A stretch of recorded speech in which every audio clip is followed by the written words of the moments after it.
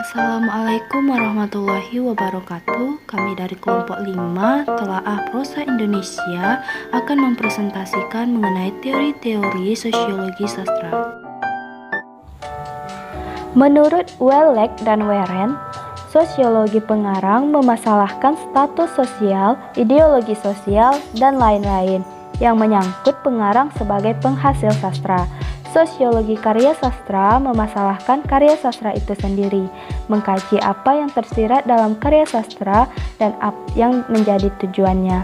Konteks sosial pengarang adalah posisi sosial pengarang dan kaitannya dengan masyarakat pembaca, termasuk di dalamnya faktor-faktor sosial yang bisa mempengaruhi isi karya sastranya.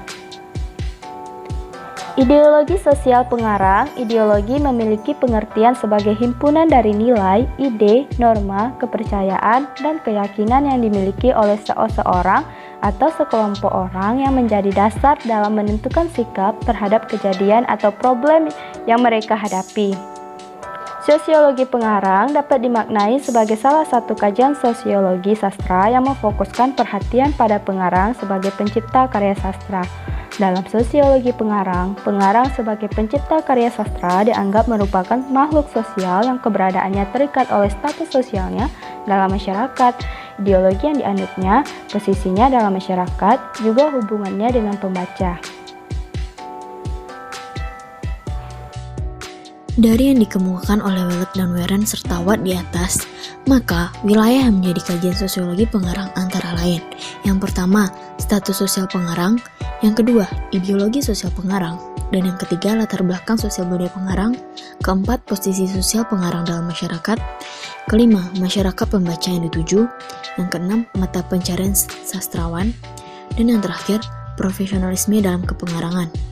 Masyarakat pembaca yang dituju sebagai anggota masyarakat dalam menulis karya sastranya, sastrawan tidak dapat mengabaikan masyarakat pembaca yang dituju. Latar belakang sosial budayanya yakni masyarakat dan kondisi sosial budaya dari mana pengarang dilahirkan, tinggal, dan berkarya. Posisi sosial sastrawan dalam masyarakat berkaitan dengan kedudukan dan peran sosial seorang sastrawan dalam masyarakat. Profesionalisme dalam kepengarangan. Dalam Jakob Sumarjo, di Segi Sosiologis Novel Indonesia bab 5 tahun 1981 telah melakukan kajian terhadap tradisi kepengarangan di Indonesia. Mata pencaharian pengarang dan profesionalisme pengarang. Tidak semua sastrawan bermata pencaharian dari aktivitas menulis semata-mata. Di samping itu, juga mengkaji fungsi sosial sastra, mengkaji sampai beberapa jauh nilai sastra berkaitan dengan nilai sosial atau MET via Damono 1979. Pembaca merupakan audiens yang dituju oleh pengarang dalam menciptakan karya sastranya. Sosiologi karya sastra sebagai pendekatan yang memahami, menganalisis, dan menilai karya sastra dengan mempertimbangkan segi-segi kemasyarakatan atau sosial.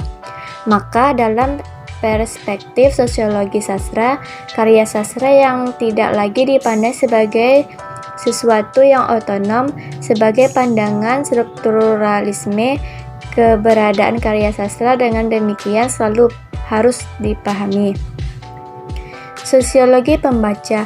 Sosiologi pembaca merupakan salah satu model kajian sosiologi sastra yang memfokuskan perhatian kepada hubungan antara karya sastra dengan pembaca. Dampak dari fungsi sosial karya sastra setelah sampai kepada pembaca, karya sastra akan dibaca, dikhianati, dan dinikmati pembaca. Dalam hubungan dengan fungsi sosial sastra, Watt atau via Damono pada tahun 1979 membedakan adanya 3 pandangan yang berhubungan dengan fungsi sosial sastra, yaitu pandangan kaum romantik yang menganggap sastra sama derajatnya dengan karya pendeta atau nabi, sehingga sastra harus berfungsi sebagai pembaharu dan perompak. Pandangan seni untuk seni yang melihat sastra sebagai penghibur belakang pandangan yang bersifat kompromis. Di satu sisi sastra harus mengajarkan sesuatu dengan cara menghibur. Baiklah, berikutnya saya akan membahas tentang tokoh-tokoh sosiologi sastra. Yang pertama terdapat Karl Marx. Karl Marx adalah seorang ahli ekonomi dan sosiologi yang mengembangkan teori sosiologi yang disebut dengan teori Marxis bersama dengan rekannya Friedrich Engels. Dan bukunya tersebut, Marx merumuskan premis dasar bahwa bidang ekonomi menentukan bidang politik dan pemikiran manusia. Sementara itu, bidang ekonomi ditentukan oleh pertentangan antara kelas-kelas pekerja dan kelas-kelas pemilik, bahwa pertentangan itu dipertajam oleh kemajuan teknik produksi, dan bahwa pertentangan itu akhirnya meledak dalam sebuah revolusi yang mengubah struktur kekuasaan di bidang ekonomi, serta mengubah struktur kenegaraan dan gaya manusia berpikir. Berikutnya ada Émile Durkheim. Émile Durkheim ini memandang masyarakat sebagai suatu bentuk solidaritas sosial. Yang dimaksud adalah suatu keadaan hubungan antara individu dan atau kelompok yang didasarkan pada perasaan moral dan kepercayaan yang dianut bersama, yang diperkuat oleh pengalaman emosional bersama. Berikutnya terdapat Alan Swingewood.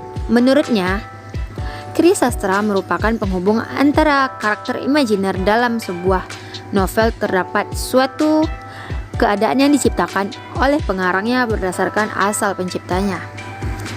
Nah, berikutnya yang terakhir ini adalah menurut Gramsci.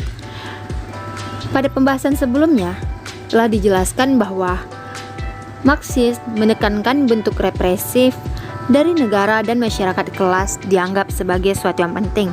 Namun, menurut Gramsci sendiri, justru memperkenalkan istilah masyarakat sipil untuk mengungkapkan cara yang kompleks yang di dalamnya terdapat persetujuan.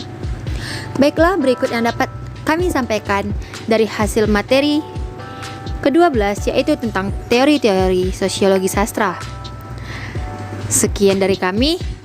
Jika ada salah dan kurang, mohon dimaafkan. Wassalamualaikum warahmatullahi wabarakatuh.